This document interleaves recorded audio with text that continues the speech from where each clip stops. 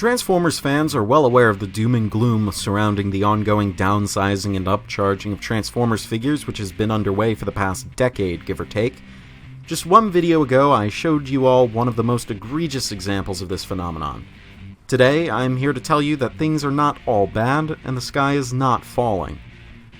Welcome to Kit Katastrophe. My name is Kit, and today we'll be taking a look at Transformers Earthrise Deluxe Class HOIST. This figure came out in 2020 as part of Wave 1 of the Deluxe assortment.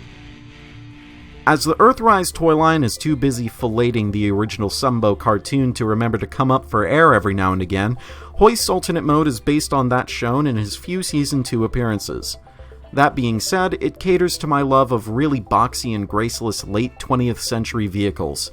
This tow truck is cast in a really rich green and vibrant neon orange that go together in a way which you wouldn't believe. The entire front section and the cab are cast in translucent blue plastic since Hasbro just had to have those clear plastic windows and headlights, but I don't think these parts will be failing anytime soon. I'm a little annoyed at how high up the grille ends, leaving a massive gap underneath where the arms are more visible. At least this figure didn't skimp out on its paint budget, as a brilliantly crisp warning stripe pattern graces the sides of this tow truck, and there's even some slight weathering effects on the hood. See, this is the sort of thing I would have preferred Siege had stuck with. The wheels are pegged on, which usually bothers me, but this time it comes with the added benefit of being more or less compatible with 5mm pegs.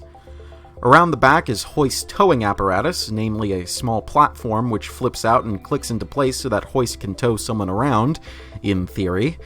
The hook, for lack of a better term, is compatible with airlock connectors, which are the preeminent gimmick of the Earthrise line. Now, something that initially shocked me when I got this figure was how Earthrise HOIST is actually substantially larger than the Thrilling 30 figure.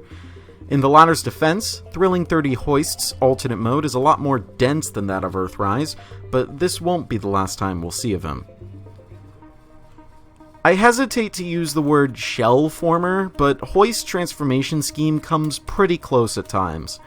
The arms are stuffed in the interior of the truck, and the entire side panels come out and don't do much else. Luckily, that's about the worst it gets, as the legs fold out and the hood section folds down to make a fitting paunch, and the backpack seals up nice and tight behind the back. While the Generations toy lines have been leaning heavily towards the official cartoon line art for their designs, Earthrise HOIST's robot mode is far leaner than the original dumpy fat fuck of a tow truck that was HOIST's cartoon model. I think it's mostly down to how scrawny the arms are. They look like they belong on someone else entirely. Those immense kibble flaps which drape behind them do their best to help give the arms some sense of mass, though I see right through their charade. The legs are nondescript towers of multicolored boxes, which is an aesthetic in and of itself, and they make me hungry for a creamsicle. I really like the boxy body, as its transformation was really clean and utilitarian, and it, joined with the forward-facing windshield, makes for one of the more unique Autobot body types. The black helmet and gunmetal mouthplate of HOIST's impeccable head sculpt stick out well from the rest of his body in a good way, and the painted blue eyes are lively. HOIST's towing platform can be disengaged in this mode, allowing for him and Grapple to engage in some Mission Impossible hijinks. Bringing Thrilling 30 HOIST back on stage for a moment, we can see that Earthrise HOIST actually stands a full head and shoulders taller than his predecessor, which is something rarely seen these days in a Transformers toy line. HOIST comes with only one accessory, a circular orange blaster which slides on top of either of his hands to simulate HOIST's inconsistently drawn missile hand from the cartoon. I prefer to keep it on HOIST's left hand, and it is compatible with Siege blast effects. So, Earthrise HOIST is pretty run-of-the-mill as far as articulation goes on a Transformers figure, and this is the part of the video where I show you why. Starting at the head, he has a very standard ball joint that is actually really expressive. It can go all the way around, and it can look up very far, especially with the help of this transformation panel, and he can look down a little bit for sadness and pondering. He can also tilt his head a little bit in a sort of quizzical, inquisiting manner. So this ball-jointed head is actually really nice. It's one of the best ones that I've seen in a good while. These little panels can swivel around as you see fit. This thing can move forward and back. The arms are a little awkwardly jointed just because of how he transforms. They go all the way out and then some on this pinned joint, and the flaps have a swivel joint that allow them to go forward, but that means they go at an angle. You have to use both joints in tandem to get him to actually raise his arm straight up.